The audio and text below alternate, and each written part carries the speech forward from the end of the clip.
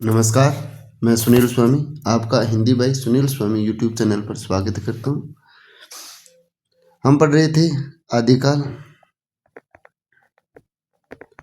और आदिकाल में हमने लौकिक साहित्य की बात कर रहे थे और लौकिक साहित्य का आज अंतिम भाग होगा 4 नंबर, जिसमें हम आदिकाल है वो समाप्त करेंगे। तो देखिए, सबसे पहले पढ़ते हैं हम बसंत विलास को। बसंत विलास के रचनाकार थे अज्ञात, यानी इसके रचनाकार की कोई जानकारी नहीं प्राप्त होती। 1451 ईस्वी की एक हस्तलिखित प्रति बसंत विलास के नाम से केशव लाल प्रसाद राय यानी ध्रुव को प्राप्त हुई। उन्होंने इसका प्रकाशन यानी इसका संपादन किया।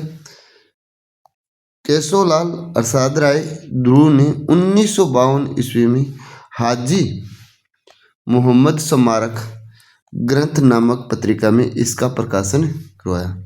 इसमें कुल छंद है 84 दोहा छंद है। कथानक है इसका, इस रचना में विरहिणी स्त्रियों पर बसंत ऋतु के मादक प्रभाव का चित्रण है। अब बात करते हैं हम इसकी भाषा की। तो भाषा कौन सी है इसकी? तो भाषा है राजस्थानी।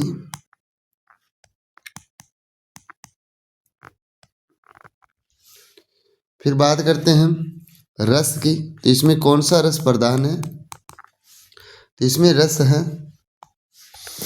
वियोग श्रृंगार प्रधान रस, वियोग श्रृंगार प्रधान रस। और ये काव्य है मुक्त काव्य,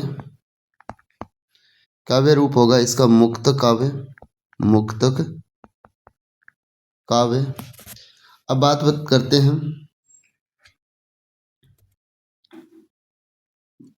माता प्रसाद गुप्त ने इसे क्या कहा है? माता प्रसाद गुप्त ने, तो माता प्रसाद गुप्त ने कहा है यह एक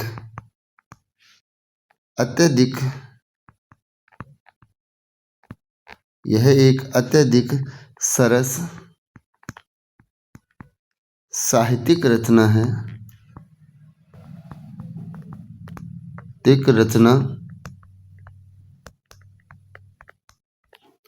रचना है जो आधुनिक आर्य भाषाओं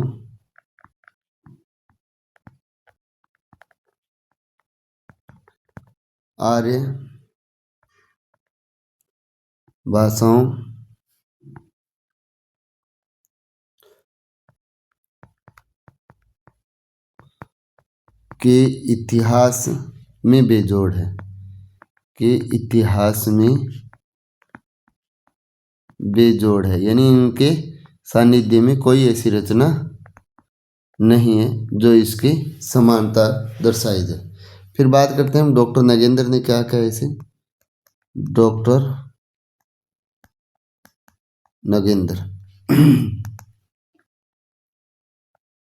डॉक्टर नगेंद्र ने कहा है इस काव्य से ही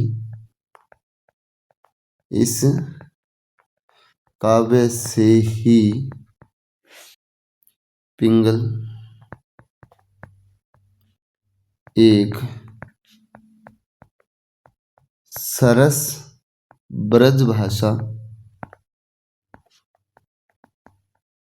ब्रज भाषा का रूप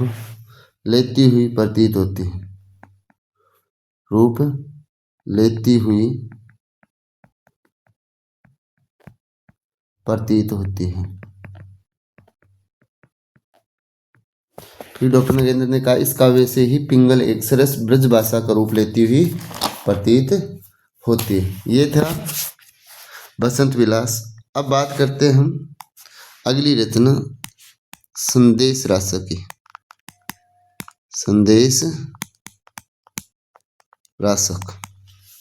संदेश रासक के रचनाकार हैं अब्दुल रहमान, अब्दुल रहमान, जिसे अधः भी कहा जाता है, अधः भी कहा जाता है। बात करते हैं समय की, तो समय है 12वीं शताब्दी का उत्तरार्ध, 12वीं शताब्दी का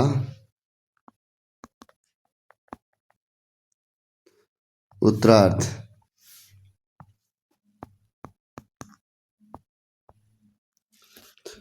या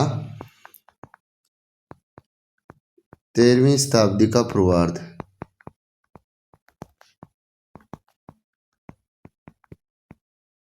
पूर्वार्ध, ठीक। और ये किसके अनुसार है? आचार्य हजारी प्रसाद द्विवेदी के अनुसार है। ये समय है वो किसके अनुसार है? आचार्य हजारी प्रसाद द्विवेदी के अनुसार। आचार्य हजारी प्रसाद द्विवेदी के अनुसार। अब बात करते हैं काव्य रूप की। काव्य रूप है खंड काव्य,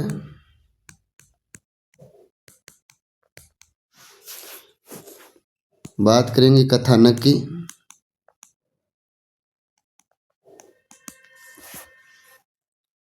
कथानक है इसमें विक्रमपुर की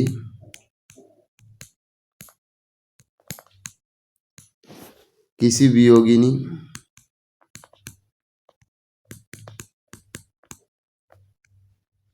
वियोगिनी के विरह का चित्रण है।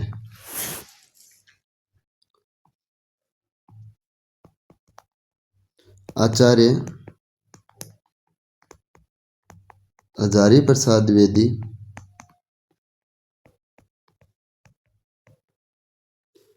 द्विवेदी ने इसे श्रृंगार परंपरा की पहली रचना माना है।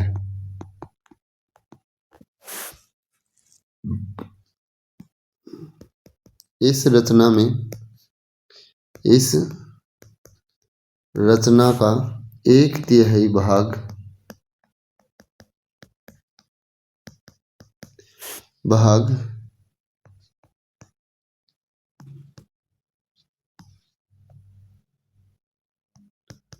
रासक छंद, जो कौन सा होता है? 29 मात्राओं का छंद होता है। रासक छंद कौन सा होता है? 29 मात्राओं का छंद।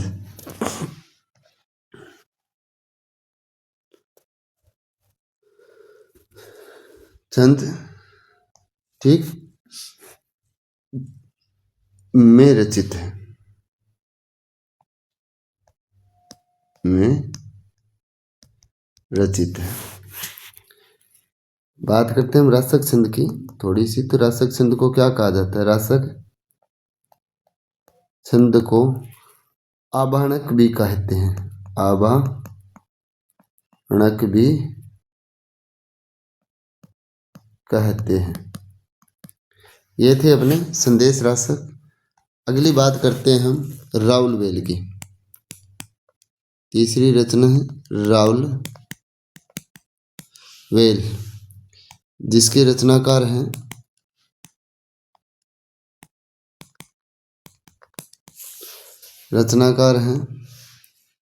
रोड़ा कवि। समय की बात करते हैं तो समय है 10वीं शताब्दी।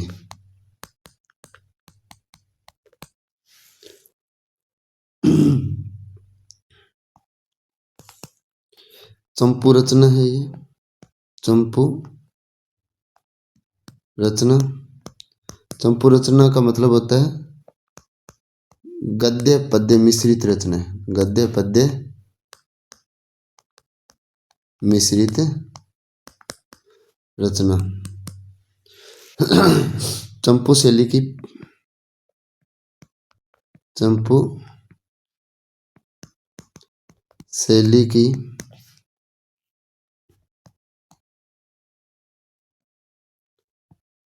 की हिंदी की प्रथम रचना।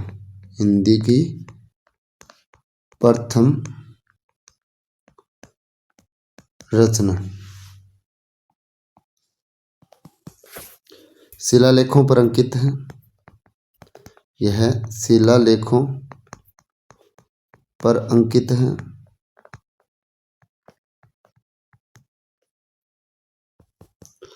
कर्नल जेम्स टोड ने कर्नल जेम्स टोड ने इसकी सबसे पहले जानकारी दी। इसकी सबसे पहले जानकारी दी। 23 शिलालेखों पर पूरी कहानी है। इसकी 23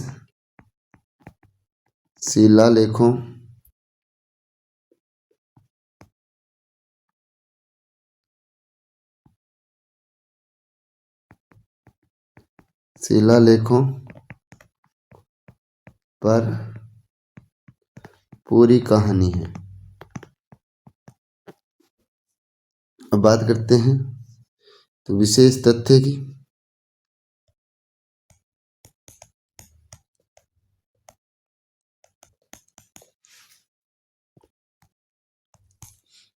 इसमें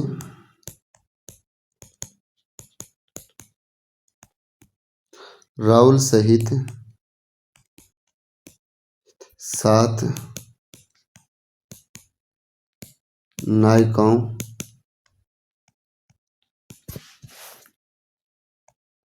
का नखशिख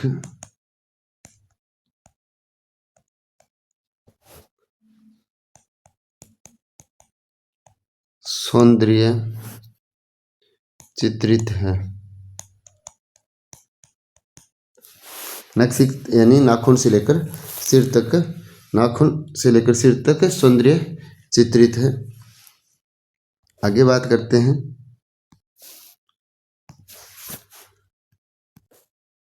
हिंदी में नखशिख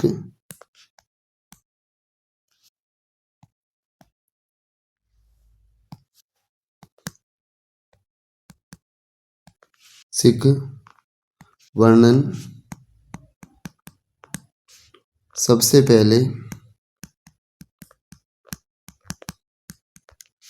पहले राउलवेल से ही प्राप्त होता है। राउलवेल से ही प्राप्त होता है। इसमें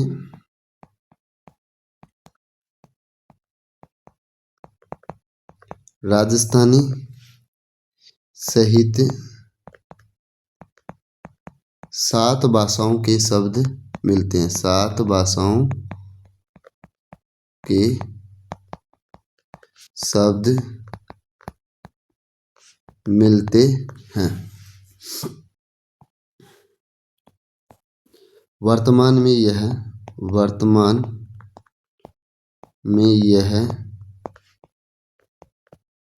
मुंबई के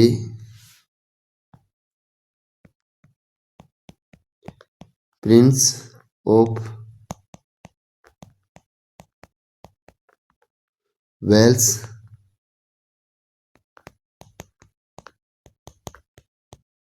संग्रहालय में सुरक्षित है।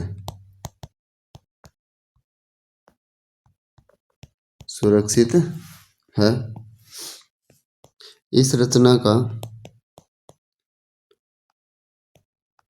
तत्सम रूप या तत्सम नाम, इस रचना का तत्सम नाम राजकुल विलास है। राजकुल विलास है। ये था राउलवेल। अगली रचना की बात करते हैं तो अगली रचना है उक्ति व्यक्ति प्रकरण। तो रचनाकार हैं पंडित दामोदर शर्मा। रचनाकार बहुत बार पूछा गया है, उक्ति व्यक्ति प्रकरण रचना किसकी है? तो ये रचना है किसकी है? तो पंडित दामोदर शर्मा की। पंडित दामोदर शर्मा। और पंडित दामोदर शर्मा कौन थे? तो पंडित दामोदर शर्मा थे महाराजा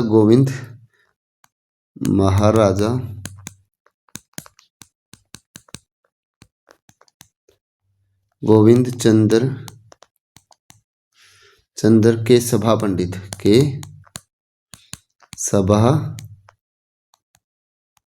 थे। बात करते हैं समय की। इस रचना का समय है 12वीं शताब्दी। 12वीं शताब्दी। यह मूलतः व्याकरण ग्रंथ है। इसमें बनारस के आसपास की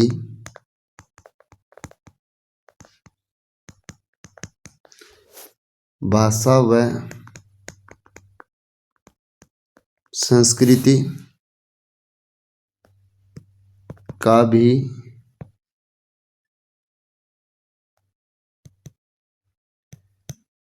चित्रण है।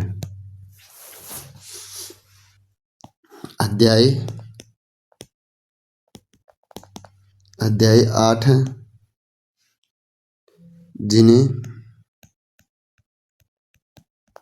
जिन्हें कलोल कहा जाता है। जिन्हें कलोल कहा जाता है।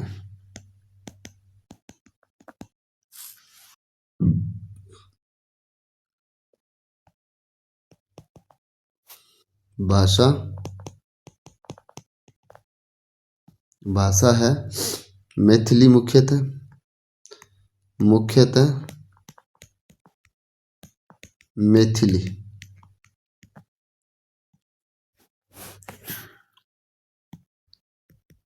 यह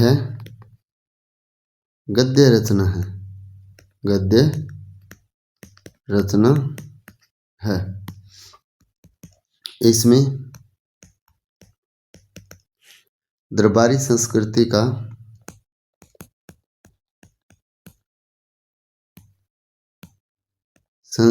का यथार्थ चित्रण है। यथार्थ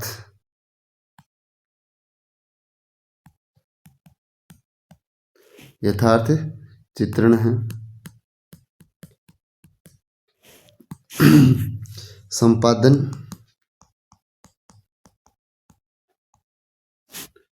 डॉक्टर सुनीति कुमार चटर्जी ने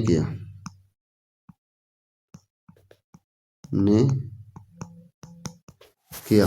ये था उक्ति व्यक्ति प्रकरण जो पंडित दामोदर शर्मा के द्वारा लिखी गई। अब बात करते हैं हम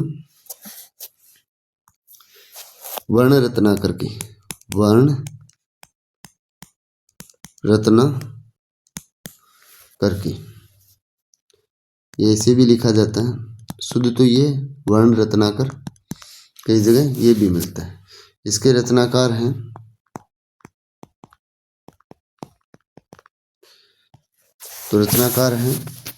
ज्योतिरीश्वर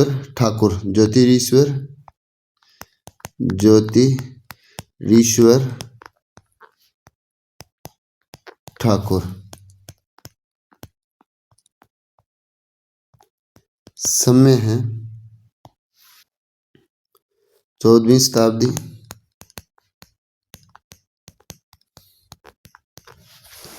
यह रचना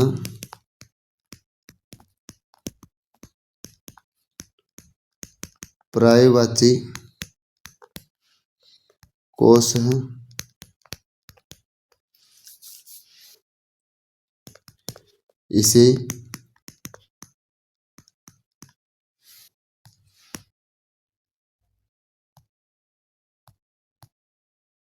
इसे मैथिली का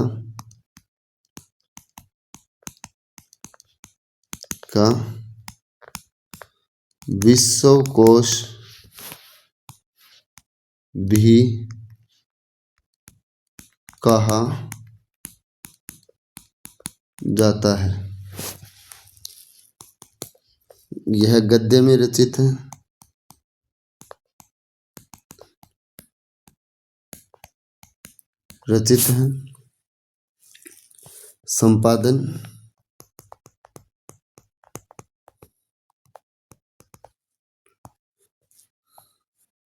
संपादन डॉक्टर सुनीति कुमार चटर्जी ने ही किया। डॉक्टर सुनीति कुमार चटर्जी व बबुआ मिश्र ने किया। बबुआ मिश्र ने किया। अब बात करेंगे हम जयचंद्र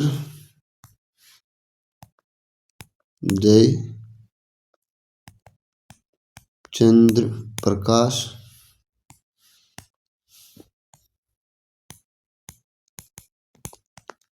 जो किसके द्वारा लिखी गई है? भट्ट केदार के द्वारा। ठीक। और अगली रचना है जयमयंक जस चंद्रिका। जयमयंक जस चंद्रिका ये लिखी गई है मधुकर कवि द्वारा। मधुकर कवि। समय है 1186 ईस्वी के आसपास माना जाता है। 1186 ईस्वी के आसपास माना जाता है।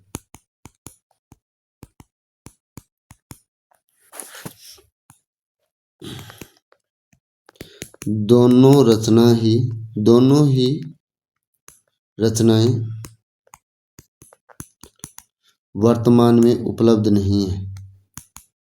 वर्तमान में उपलब्ध नहीं है।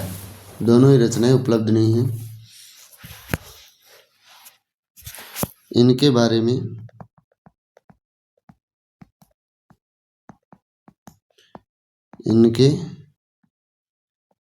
में जानकारी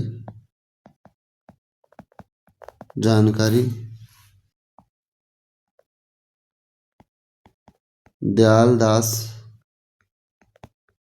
सिंधायत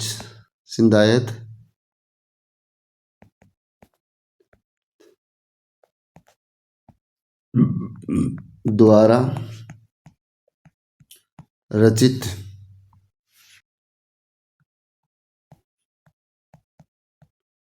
राठौड़ारी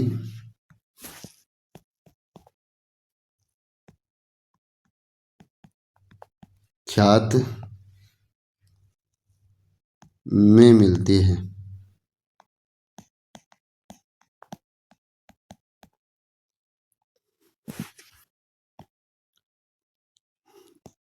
इनमें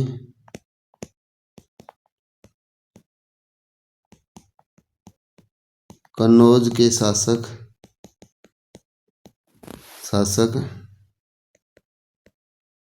जयचंद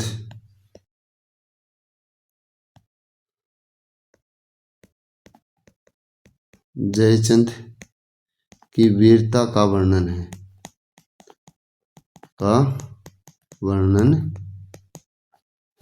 ठीक। अब बात करते हैं आगे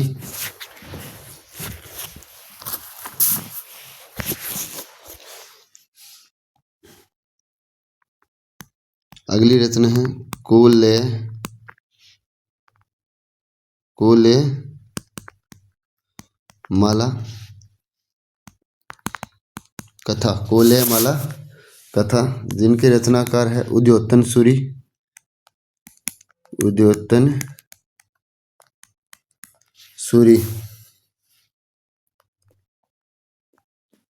उद्योतन सूरी समय है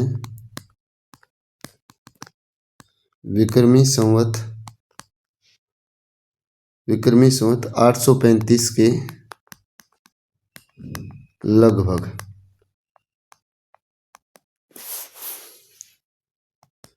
यह गद्य रचना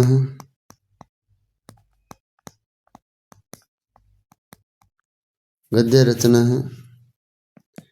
इसमें तत्कालीन भाषा की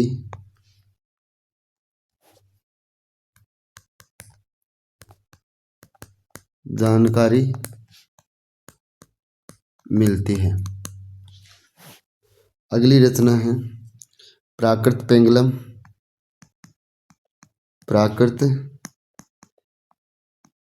पेंगलम जिसके संपादक हैं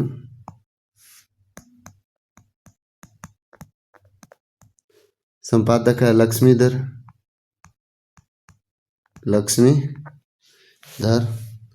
अगली रचना है रणमल छंद जिसके रचनाकार हैं श्रीधर पाठक।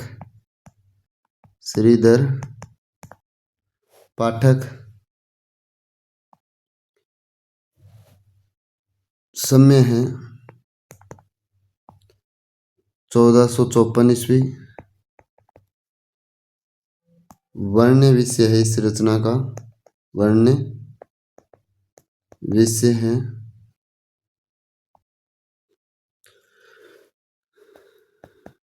ईडर के शासक रणमल तथा पाटन के सूबेदार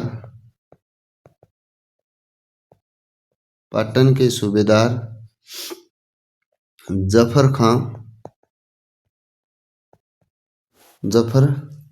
खां के मध्य हुए युद्ध का चित्रण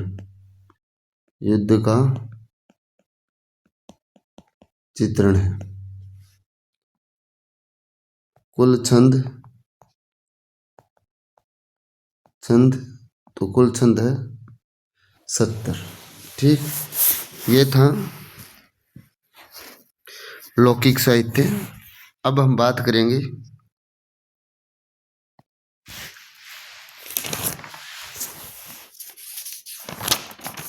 अपभ्रंश साहित्य की।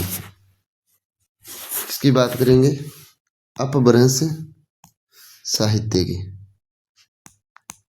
अपभ्रंश साहित्य और अपभ्रंश साहित्य कौन सा है? आदिकालीन अपभ्रंश साहित्य की बात करेंगे। तो सबसे पहले हम बात करते हैं हेमचंद्र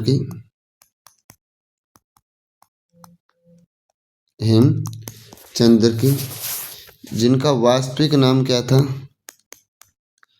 वास्तविक नाम था चंगदेव।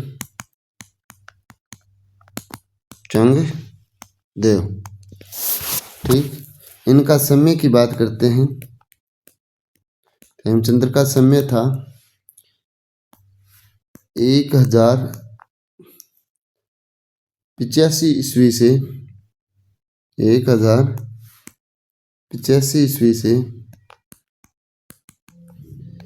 1172 ईस्वी। ठीक, अब बात करते हैं आगे हेमचंद्र गुजरात के सोलंकी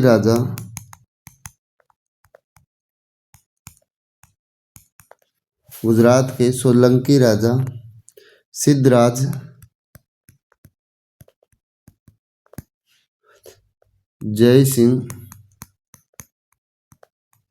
जय सिंह तथा उनके भतीजे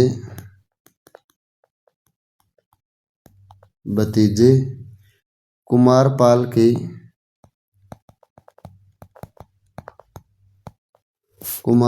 के आश्रित कवि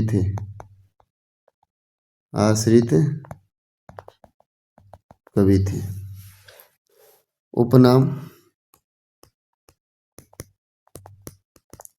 तो उपनाम है इनका अपभ्रंश का पाणिनि। अपभ्रंश का पाणिनि। अब बात करते हैं इनकी रचनाएं। तो रचनाएं कौन कौन सी हैं? कुमारपाल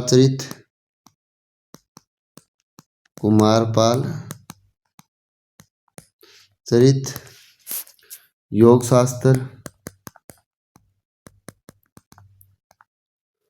शास्त्र, देसी नाम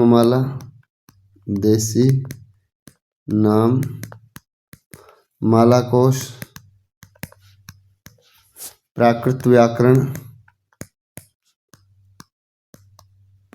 व्याकरण,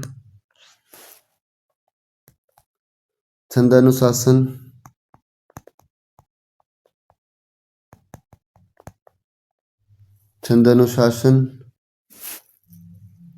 और छठी रचना है इनकी सिद्ध हेमचंद्र शब्द अनुशासन।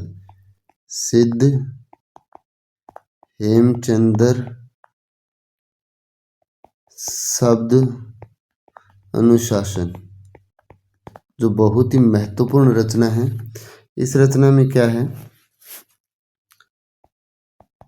प्राकृत,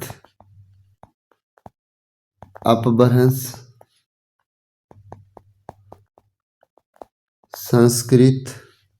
यह रचना क्या कहलाती है? प्राकृत, अपभ्रंश, संस्कृत का व्याकरण है। यह मुख्यतः अपभ्रंश का व्याकरण है। इसका व्याकरण है, इसीलिए इन्हें क्या कहा जाता है? अपभ्रंश का पाणिनि भी कहा जाता है। ठीक, ये थे हेमचंद्र। और हेमचंद्र की प्रमुख जो पंक्ति है जो पूछी जाती है पेपर में, नेट में भी 2-3 बार आई है ये प्रमुख पंक्ति। तो प्रमुख पंक्ति कौन सी है? तो भला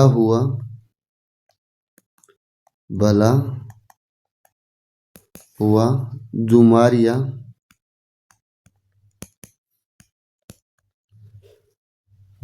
बहिणी महाराकंतु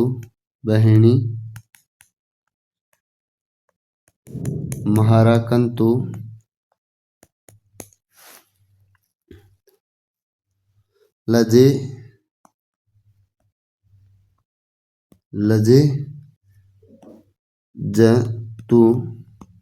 जतु वयम सिंह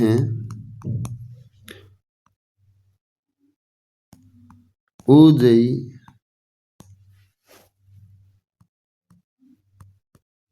भागा घर एंतु। तो ये किससे लिया गया है? ये कुमारपाल चरित से है। ये पंक्ति किससे है? कुमारपाल चरित से। ठीक, अब बात करते हैं हम स्वयंभू की। किसकी बात करते हैं? स्वयंभू की। स्वयंभू का समय था 783 ईस्वी के लगभग, यानी 8वीं शताब्दी। अब बात करते हैं रचनाओं की। तो इनकी रचनाएं कौन कौन सी हैं? तो रचनाएं हैं पौम चरियु, पौम चरियु, जिसका तत्सम नाम क्या है? तत्सम नाम है पद्मचरित। पद्मचरित। कथानक क्या है इसका? कथानक है इस रचना में राम के जीवन चरित्र का वर्णन है। राम के जीवन चरित्र का वर्णन है। इसे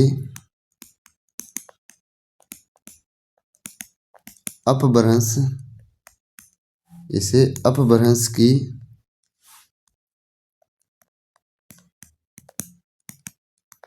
रामायण कथा कहा जाता है। रामायण कथा कहा जाता है।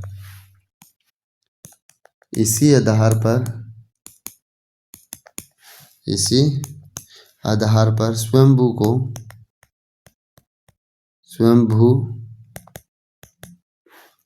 अपभ्रंश का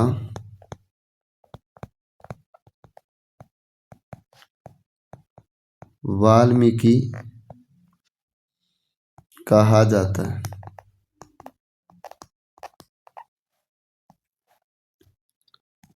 सर्ग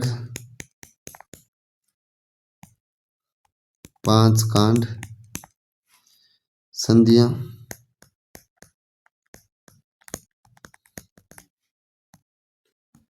90 संधियां हैं। 83 संधियां 83 संधियां स्वयंभू ने तथा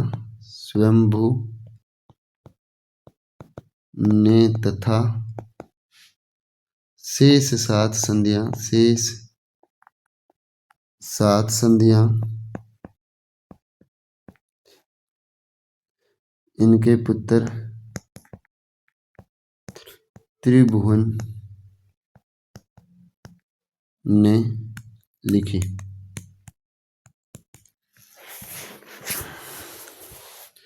आगे बात करते हैं इस रचना में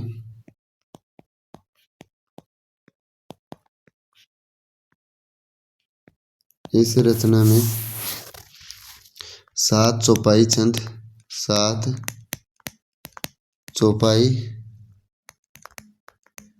छंद प्लस एक दोहा छंद का प्रयोग कर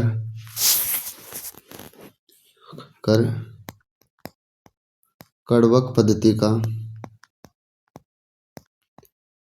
प्रयोग किया गया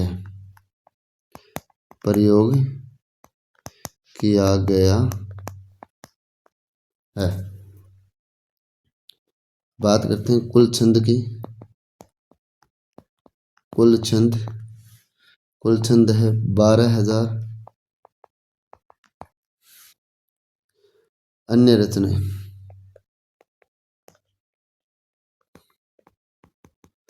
रचनाएं कौन कौन सी है?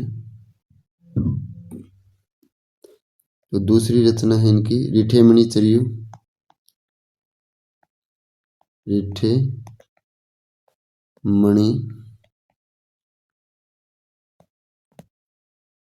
चरियु, जिसका क्या नाम है?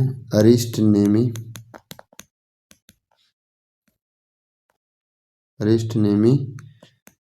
चरित।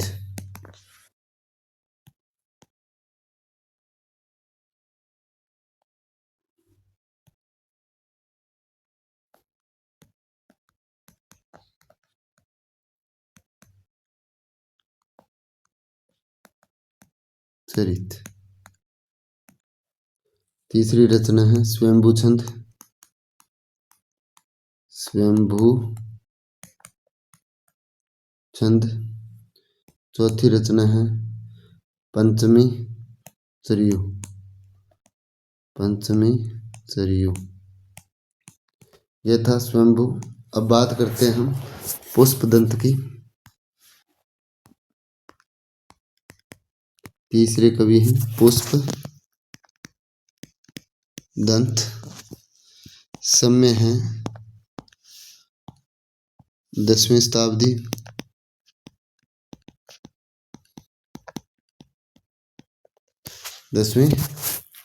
शताब्दी। ये आरंभ में शैव मत अनुयायी थे।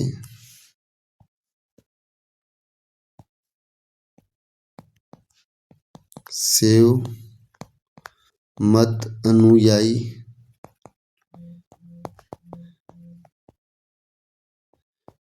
थे। बाद में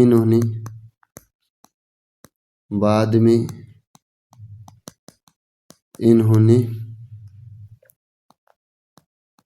जैन धर्म स्वीकार कर लिया।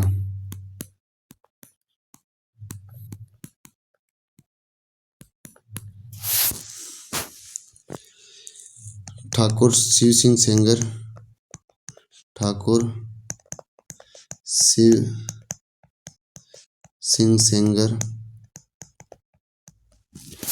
शिव सिंह सेंगर ने इन्हें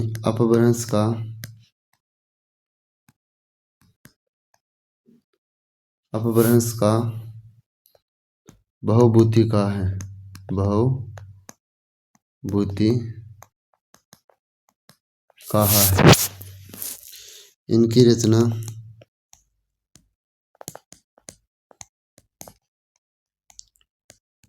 महापुराण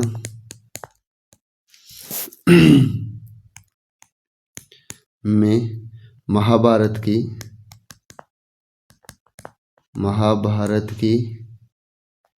कथा का चित्रण है। अतः इन्हें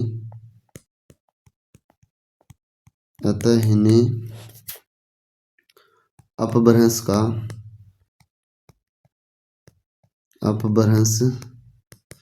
का वेद व्यास भी कहा जाता है। ये बात किसने कही थी? ये शुक्ल जी ने कही थी। शुक्ल। ठीक। अब बात करते हैं इनकी रचनाएं।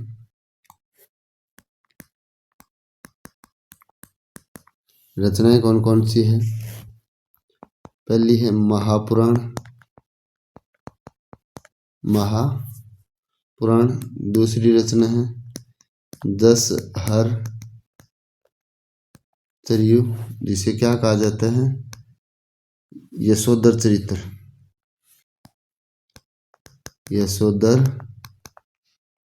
चरित्र। तीसरी रचना है अण्य कुमार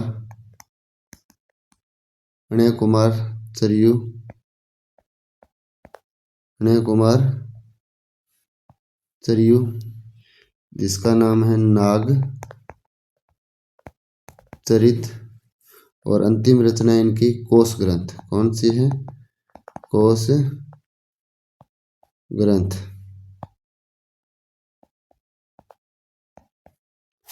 ठीक। ये अपने आप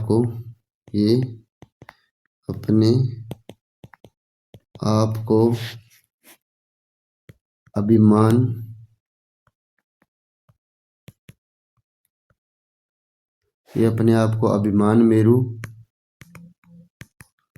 के नाम से संबोधित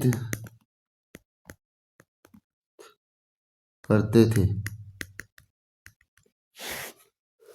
ये था पुष्पदंत। अब बात करते हैं हम धनपाल की। चौथे कवि हैं धनपाल, जिनका समय है 10वीं शताब्दी। रचना है इनकी भविष्यत कहा। भविष्यत कहा। दूसरा नाम क्या है इसका? भविष्यदत्त कथा। विंटर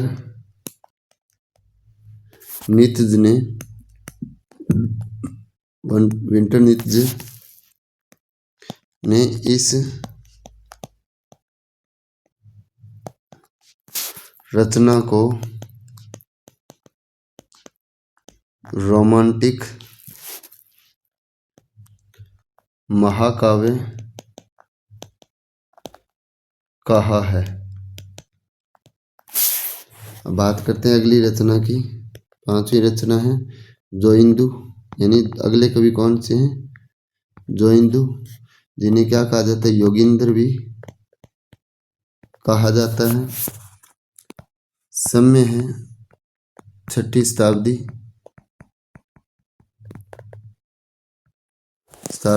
रचना है परमात्म प्रकाश तम प्रकाश और योगसार। अगले कवि हैं राम सिंह, जिनका समय है 11वीं शताब्दी। रचना है पाहुड़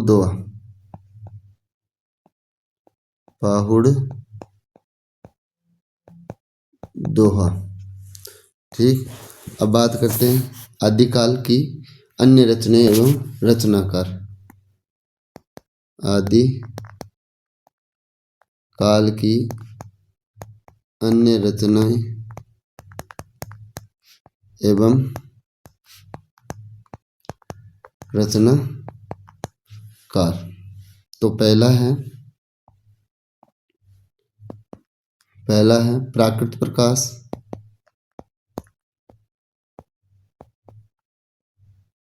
प्राकृत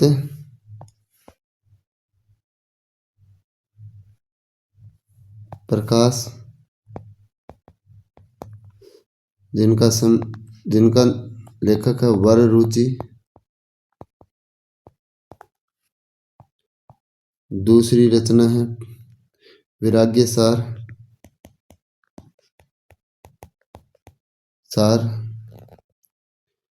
जो लिखी गई है सुप्रभाचार्य द्वारा।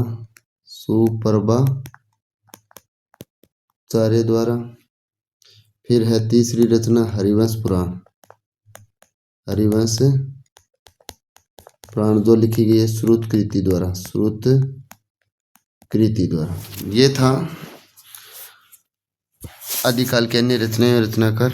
जितना आज पढ़ा उसको एक बार रिपीट कर लेते हैं। आज हम पढ़ रहे थे आदिकाल की लौकिक साहित्य, और लौकिक साहित्य के साथ हम अपभ्रंश की रचनाएं भी पढ़ी हैं। आदिकालीन अपभ्रंश की रचनाएं भी हमने पढ़ी है। तो देखिए, बसंत विलास रचनाकार अज्ञात है। 1451 ईस्वी की एक हस्तलिखित प्रति बसंत विलास के नाम से केशवलाल अरसाद राय द्रुस को प्राप्त हुई। उन्होंने इसका संपादन किया। केशवलाल अरसाद राय द्रुह ने 1952 ईस्वी में हाजी मोहम्मद स्मारक ग्रंथ नामक पत्रिका में इसका प्रकाशन करवाया। कुल छंद 84 दोहा छंद। कथानक इस रचना विरहिणी स्त्रियों पर बसंत ऋतु के मादक प्रभाव का चित्रण है।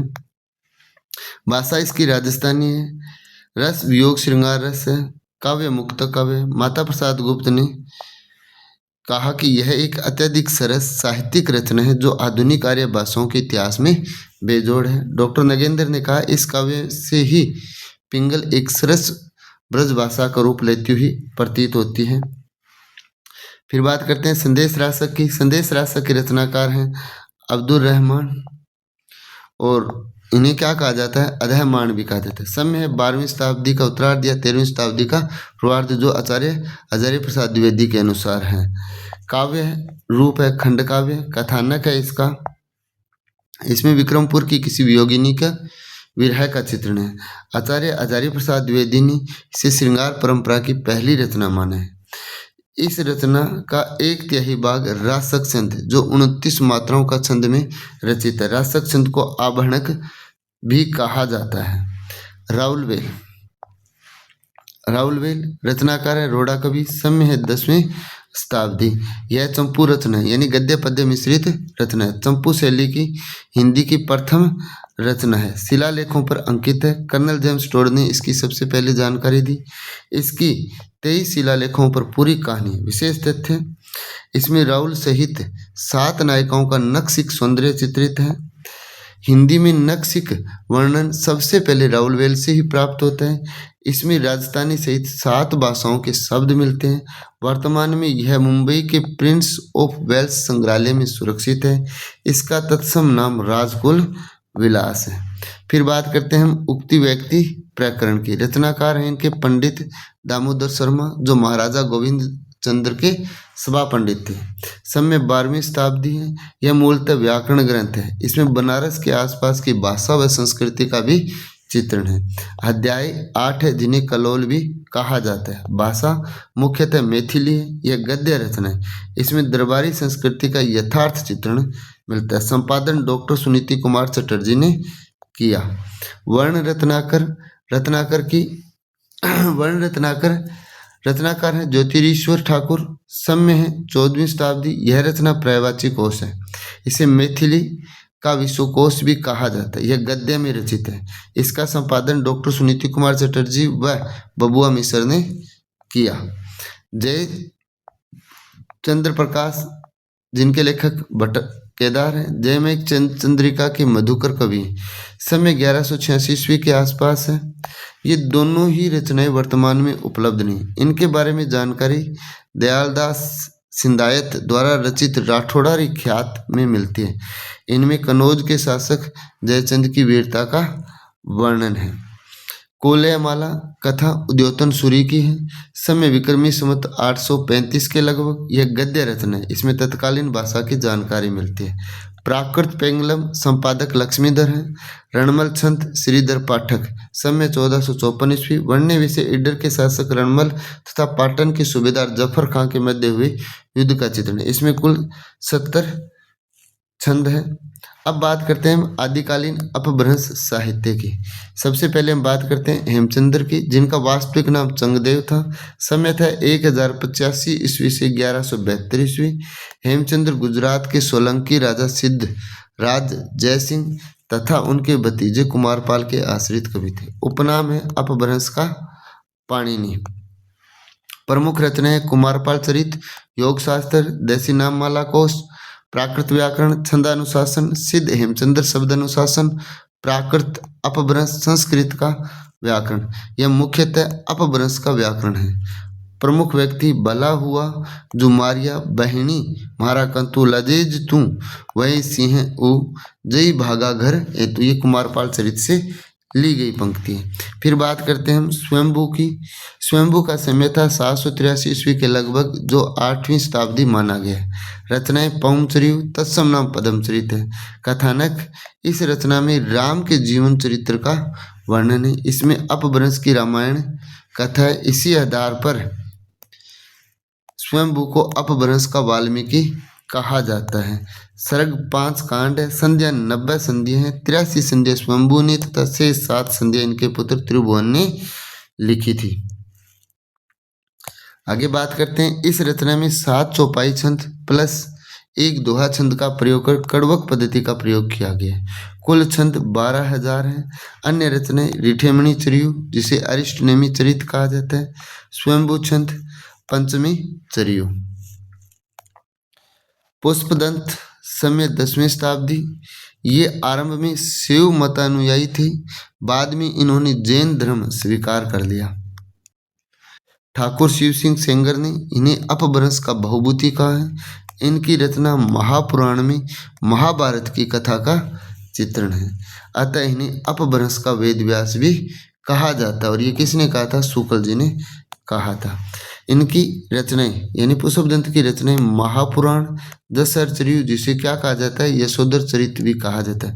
अण्य कुमार चर्यु जिसे क्या कहा जाता है? नाग चरित और कोश ग्रंथ। ये अपने आप को अभिमान मेरु के नाम से संबोधित करते थे। धनपाल सम्य है 10वीं शताब्दी। रचना है भविष्यत कहा यानी भविष्यदत्त कथा। विंटर नीतिज ने इस रचना को रोमांटिक महाकाव्य कहा है। फिर बात करते हैं जोइंदु यानी जिन्हें योगिंद्र भी कहा जाता है। 6ठी शताब्दी समय था। इनकी रचना है परमात्म प्रकाश योग सार। राम सिंह 11वीं शताब्दी। रचना है पाहुड़ दोहा। अब बात करते हैं हम आदिकाल की अन्य रचनाएं एवं उनके रचनाकार। प्राकृत प्रकाश वर रुचि की लिखी हुई। वैराग्य सार सुप्रभाचार्य की लिखी हुई। हरिवंश पुराण श्रुतकृति की लिखी गई है।